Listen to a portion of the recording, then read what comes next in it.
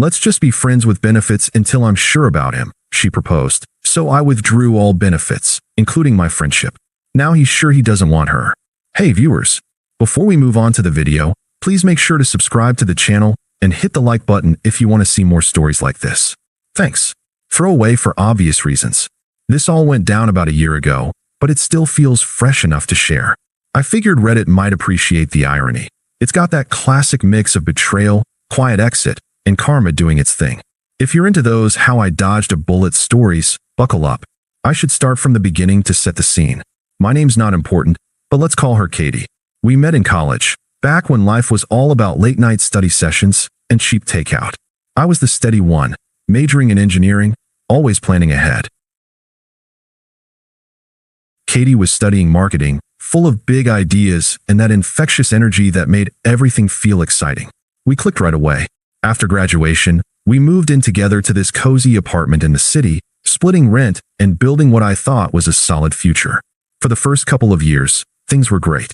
I was loyal to a fault. I turned down a job offer that would have meant relocating because Katie was just starting at her agency and didn't want the disruption. Instead, I took a local gig as a project engineer, decent pay, stable hours, so I could be there for her. And I was. When she hit a rough patch at work, getting passed over for a promotion and dealing with some anxiety from the stress, I was her rock. I'd come home, make dinner, listen to her vent for hours. There were nights I'd stay up researching coping strategies or just holding her while she cried about feeling stuck. I even dipped into my savings to cover her therapy sessions when her insurance fell short. "You're my safe place," she'd say, curling up against me. It felt good, like I was building something real. But looking back, there were signs I ignored. Katie started getting more into social media for her job, posting about living your best life and all that.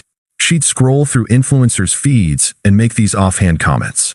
"God, look at his adventures. Why don't we do stuff like that?" I'd laugh it off, suggest a weekend trip, but she'd wave it away, saying she was too busy. Then came the late nights, networking with colleagues. She'd come home tipsy, talking about this guy Alex from a partner firm, how charismatic he was, how he just got the industry in a way I didn't. I chalked it up to professional admiration. After all, I trusted her. We were committed. We'd talked about marriage someday, kids even. I was the guy who remembered anniversaries with handwritten notes and her favorite flowers. Sacrifices? Yeah, I made them. Like the time I canceled a guy's trip to the mountains because her family was in town and she wanted me there for support. Her mom was going through a divorce, and Katie insisted it would be awkward without me playing buffer. So I stayed, mediated the drama, and watched my buddy's photos roll in without me. Things escalated subtly. Our intimacy dipped, not drastically, but enough that I noticed. She'd be affectionate one day, distant the next. I tried talking about it, but she'd brush it off with work stress, or, "I'm just tired." I believed her because why wouldn't I? I was all in. Then, about 6 months before the blow-up, she started going to these industry mixers more often. Alex's name popped up a lot. He's got this wild story from backpacking in Europe, or, "Alex says the market's shifting. I need to level up." I felt a twinge of jealousy, but pushed it down. I wasn't the insecure type. Instead, I doubled down on being supportive, helping her prep presentations, celebrating her small wins. Hell, I even suggested she pitch a collaboration with Alex's team if it helped her career. That's how committed I was, putting her growth first, even if it meant sidelining my own ego. It all came to a head one Friday evening.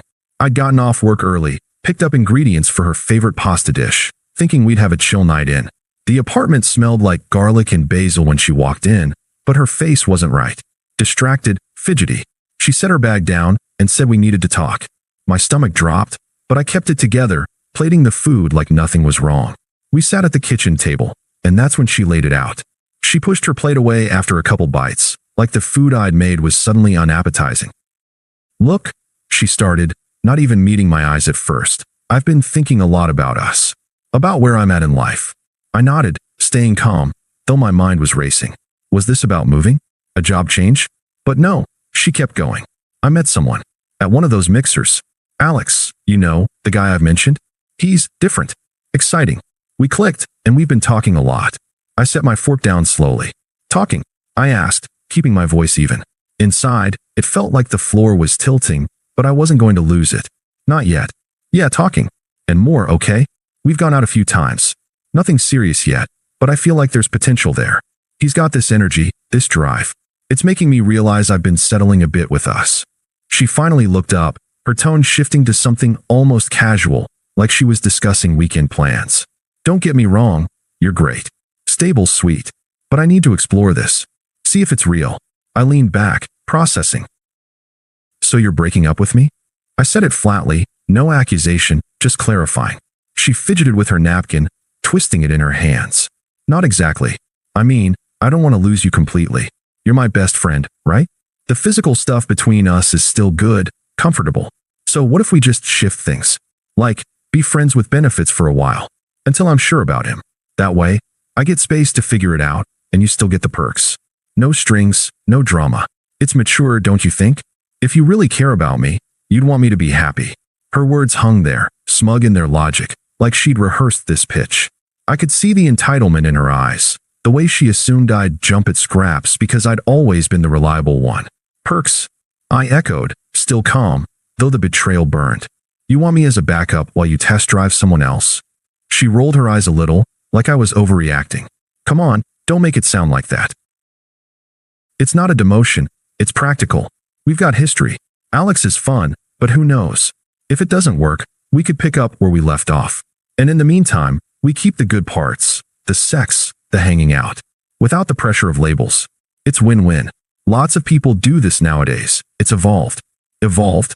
I repeated, tasting the word. She was twisting everything, our commitment, my loyalty, into some casual arrangement that benefited her. The hypocrisy hit hard. I'd been her emotional safety net for years, and now she wanted to keep the benefits while chasing excitement? And if I say no? I asked, my tone steady. She shrugged, a bit dismissive now, like she'd expected pushback, but not outright refusal. "Then I guess we're done. But that'd be stupid. Why throw away what we have over something that might not even last? Think about it. You get to keep me around without the commitment stuff you're always pushing for anyway." I sat there for a long moment, the pasta going cold between us. Her excuses piled up. "It's not cheating if I'm honest about it," she added, as if that made it better. "I'm giving you a choice here. Most girls would just ghost or lie." Twisted logic, all of it, framing her selfishness as generosity, my potential heartbreak as an opportunity. She leaned forward, trying to sound reasonable. "Look, I still care about you. This could be fun, low-key. No jealousy, no fights. Just benefits until I'm sure."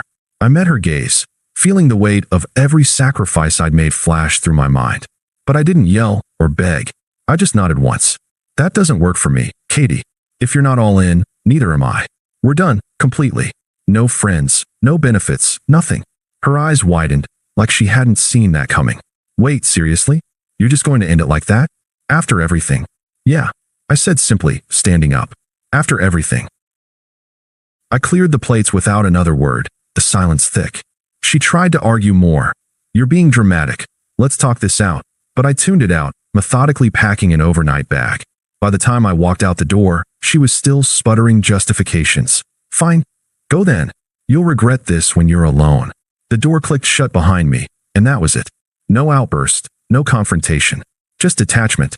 That night, I crashed at a buddy's place, staring at the ceiling as the reality sank in. The confusion hit first.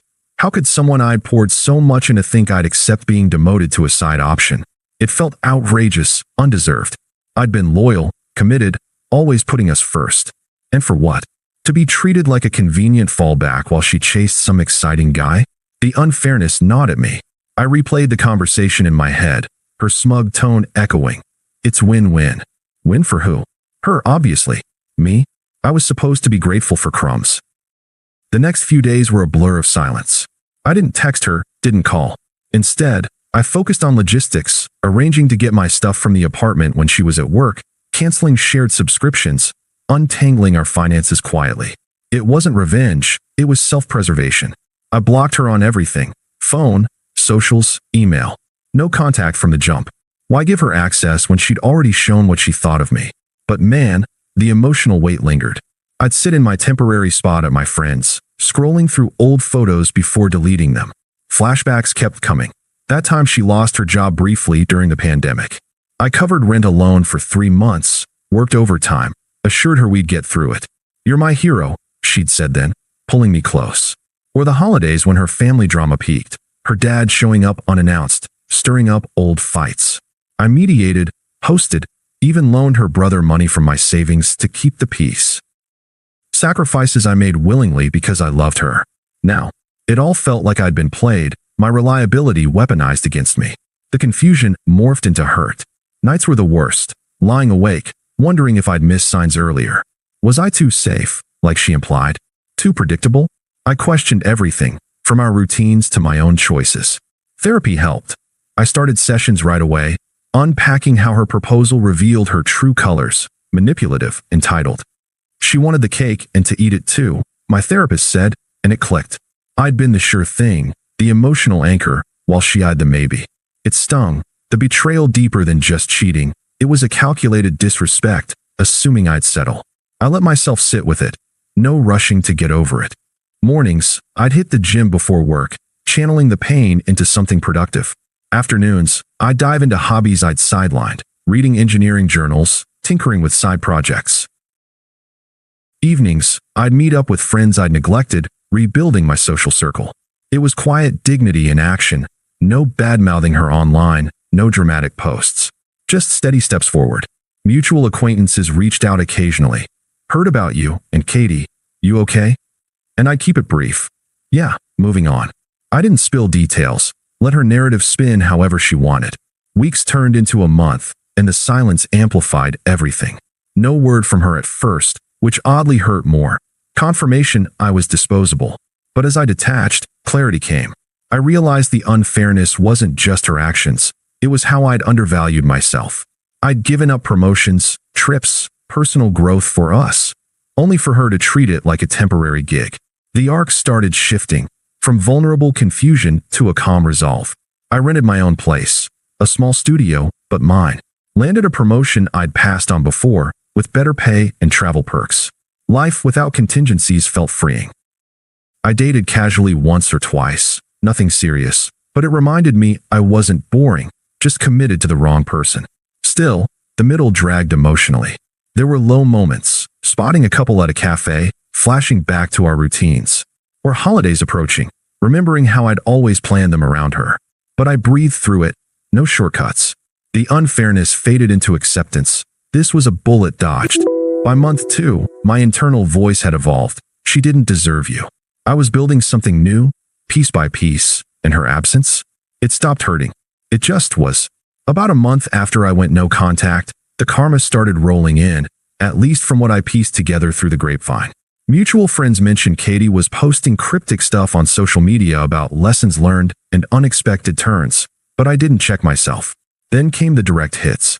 Turns out Alex, the exciting guy, wasn't looking for anything serious. They'd hooked up a few times, but when Katie pushed for commitment, telling him she was all in, now that I was out of the picture, he bailed. Ghosted her completely after a weekend getaway where she apparently confessed her feelings. Friends said she unraveled fast, calling in sick to work, isolating herself, even losing a big client because she blew a presentation. Her smug confidence from our breakup shattered. She became the backup she'd tried to make me. The attempts to reconcile started small. First, an email, since I blocked her number, titled "Can we talk?" It read, "Hey, I miss our chats. Things with Alex fizzled. He was just a phase. Remember how good we were as friends? Let's grab coffee, no pressure. I could use your advice right now." Casual, like nothing happened. I deleted it without replying. A week later, she escalated, showed up at my new building's lobby, buzzing the intercom. "It's me," her voice crackled through. "I know you're up there. Please, just 5 minutes." "I screwed up, I see that now. You were always the steady one. I took it for granted. Can't we at least be friends again?" The benefits part was stupid. I was confused. I didn't buzz her in. Instead, I texted the doorman to say I wasn't home. But she didn't stop.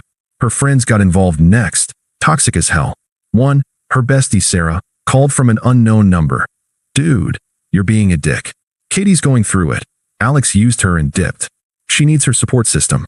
You owe her after all those years. Grow up and answer her texts." Another, her cousin Mike, messaged on LinkedIn of all places, "Family's worried about her. She's not eating, crying all the time. Be a man and forgive. Everyone makes mistakes. Don't make this harder than it needs to be." Unpleasant, pushy, like I was the villain for setting boundaries. By the third attempt, desperation turned to anger. Voicemails piled up from borrowed phones. How can you ignore me like this? After I was honest with you? You're punishing me for exploring. That's controlling. Fine, be alone forever. You'll regret ghosting me when you realize no one's as fun as I am. Her hypocrisy shone through, accusing me of what she'd done, flipping the script to make herself the victim. I stayed silent, letting it all bounce off. No responses, no engagement. Her unraveling was her own doing. The final encounter happened at our mutual friend Jake's birthday party, a casual rooftop gathering I'd almost skipped, but I was in a good place by then, 6 months post-breakup. I'd shown up with a couple co-workers, feeling lighter than ever. New promotion meant travel. I'd just gotten back from a conference in another state, networking like crazy. Gym routine paid off too. I was fitter, more confident. Even started seeing someone casually, though nothing serious yet. Katie was there, looking worn, forced smile, solo in the corner. Our eyes met across the crowd, and she beelined over, cornering me by the bar. "Please," she started, voice low but urgent, glancing around like she didn't want a scene. "I need to say this. Alex was a mistake. He never wanted more, just used me for fun. I see now what I had with you. Stable, real. I was an idiot proposing that FWB crap. I was scared of committing fully. Can we start over? Even as friends first? I've changed, I swear." She reached for my arm, but I stepped back calmly, treating it like a bad business pitch. "Katie," I said evenly, no emotion leaking through. "Our arrangement ended the night you suggested it. You wanted benefits without commitment. I chose none. That's done." Her face crumpled, desperation peaking.